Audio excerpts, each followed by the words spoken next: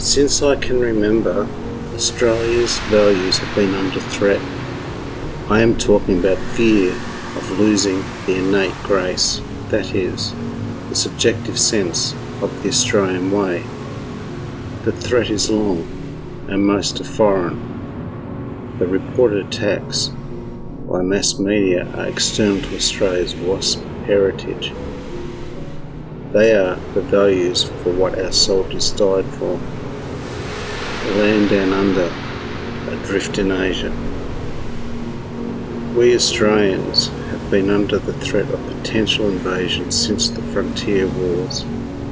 The fear is a deep-rooted settler country psychosis, and it gets whipped up by political leaders and media conglomerates at core. We are constantly reminded of our vulnerability. Our lucky country can be taken from us. We are surrounded by hostile agents who want what we have. We have normalized the threat into a systemic level of cultural fear. Our decision makers think of little else when considering our forward determinations. Calling on these deep-set but ill-defined societal values, we blunder the past into the future. But where is the art that transcribes the deep-set cultural anxieties and fears? Where are the aesthetic representations of the Australian perpetual settler mindset? I am not talking about here or there. I'm talking about systemic equivalence, or there and about. The disjunction between art and cultural identification is cloaked by tremendous silence.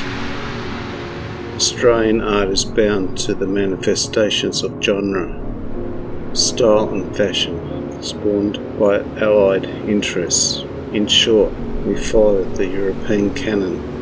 Our cultural museums are the gatekeepers of this bind, determined to maintain acceptable heritage.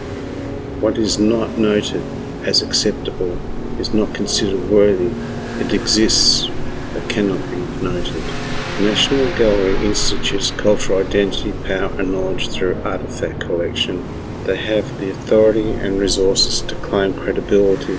They maintain our allegiance to a trusted hierarchical heritage of shared values. The best art is created by individual geniuses, making individual aesthetic expressions. Their art is sanctimoniously given rightness through acquisition. The artist sees the merit of selling their art to a cultural institution, that is, an institution supported by cultural experts. There is a tacit understanding of what can be significant art between the artist and the cultural expert. Art museums need the significant art to prove their adequacy on the big international stage, to rightfully stand as one of the echoes in the chamber. Rightness acquisition commissions are the sacred guardian of contemporary art that demonstrates Australia's values as more than a dungeon of peculiarities from down under and somewhere adrift in Asia.